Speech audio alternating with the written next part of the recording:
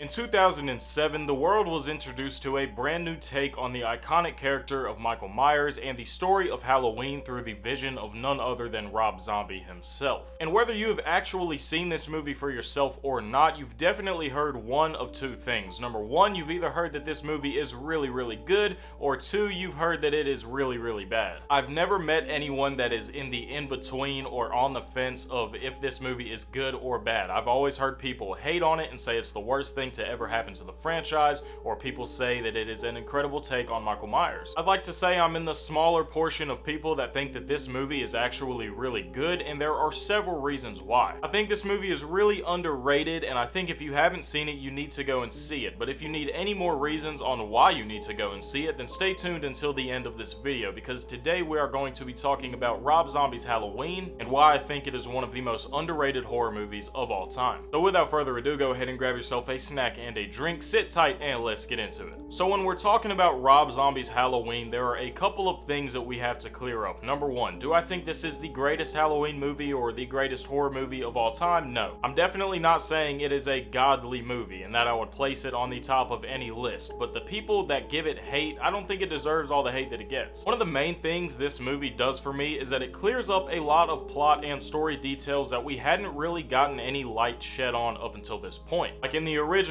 they play Michael Myers as this 6-year-old kid who just completely snapped one day. Nobody knows why he is a psycho, and they even tried to go the route later on with the whole curse of Thorn thing, saying that he was infected by a curse from a murderous cult and that's why he went evil. But Rob Zombie's version of Michael Myers makes it really interesting, and it makes it a lot more realistic and also relatable for some people. They show Michael as a kid and they show the torment that he's going through in his own household, and this undoubtedly affects a child's mental health. And after everything he had to go through as a child, like bullying or even verbal abuse, obviously he snapped one day, and that is the sad case that happens to a lot of kids across the world. So I for one prefer this take of Michael Myers. I don't mind it being that he had this really nasty, trashy family, and the torment and abuse that they were putting him through all of the years is the reason why he is who he is. But I could understand why people might prefer the old version of this 6-year-old kid who just went evil and nobody knows why. They're both really good takes, but if you're someone who wants more detail and more backstory to make a lot more sense out of things, then you will prefer the Rob Zombie's version. It was also made this way because Rob Zombie got advice from John Carpenter himself, and he told Rob Zombie, if you're gonna make this movie, make your own Halloween movie. So Rob Zombie took it upon himself to change the story and do everything he could original while remaking the original. Another thing that's reimagined in this movie is the character of Laurie Strode. She's not this really shy girl who doesn't want to go out and do anything. This Laurie Strode is actually a bit wild, and I think it helped the movie play to a lot of those differences that Rob Zombie was trying to implement between his movie and the original 1978 Halloween. Obviously, the main focus point and the biggest difference for me in between this movie and the 1978 movie is the utter brutality of Michael Myers. Now, we've all known Michael Myers to be very brutal, and he is one of the most brutal slashers of all time, but when you look at Rob Zombie's Michael Myers, it is a whole new level. They have a ferocious beast in Tyler Mane, and they have him play this Michael Myers, and he does such an incredible job at being brutal. I would honestly place the Michael Myers from Rob Zombie's Halloween as the toughest and most brutal Michael Myers of all time. I can't show too much or get into too much detail, obviously, because YouTube will get me in trouble, but you need to go and watch some of these kill scenes. This Michael Myers is so brutal, and it's so refreshing to see a character that had been drugged through the mud after all of these sequels and attempts at reviving him. It's so refreshing to see Michael Myers be Michael Myers again, but this one turns it up to 11. This is the scariest Michael Myers I have ever seen in a movie. Hands down, no questions asked. I also really just like the mask of this Michael Myers. I like the way that the mask looks. I don't think that it is a bad mask, and if you put it up to some of the other masks that we have gotten in older movies, this one takes the cake. Obviously, the original 1978 mask is going to be my favorite, followed by Halloween 2018, and then the Halloween Kills and Halloween Ends masks. Those are obviously just plays on all of the same masks, so those are going to be my favorites. But right next to them on the list, we got the Rob Zombie Halloween mask. I think a really big reason on why people act like they hate this movie as much as they do is because Rob Zombie kind of put himself in the situation where people were expecting a Halloween movie, and they might have gone into it completely blind. They might not know who Rob Zombie is or what his visions and what his movies are like, but they kind of went into it wanting to see the Halloween movie, and it was so much different than they expected. So I think that's that's why this movie is victim of a lot of criticism. I don't think that it's because it is a bad movie. I think people just wanted what they wanted, and when they got there and saw it, they were a little bit disappointed. But if you're a fan of horror movies, then you know that Rob Zombie is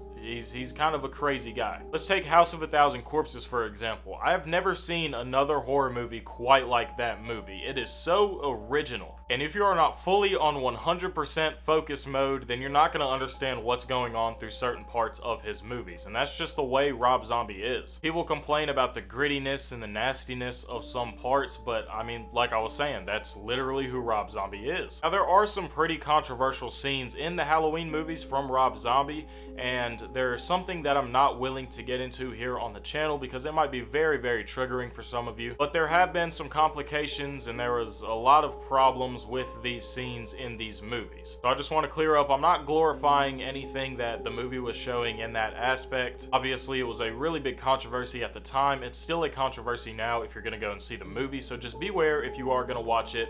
There are some pretty offensive and controversial things that do happen at small certain points. But nevertheless, I wouldn't like that to damper the entire movie for you. So I do want you to go and see this movie, but just beware if you do watch it. It's kind of a shame that Halloween 2 from Rob Zombie ended up the way it ended up. Now let me start by saying I am not a fan of the Rob Zombie Halloween 2. I think that that movie is so bad I never want to watch it again. I've seen it probably twice in my life and I think that that is 2 times just too much, so I do not want to watch that again. The Halloween 2 takes the weird to another level, and I understand he was trying to do his own thing and create his own story, but it is just not good. But when we're talking about the 2007 Rob Zombie Halloween, it is a masterpiece, okay? It is something that you need to go and see for yourself if you haven't watched it. Like I said, obviously people hate on it because of what it was and they weren't necessarily expecting something of the caliber that Rob Zombie brought to us, but that doesn't make it a bad movie, and I'm sick of people trying to act like it does. Okay, but just look at this.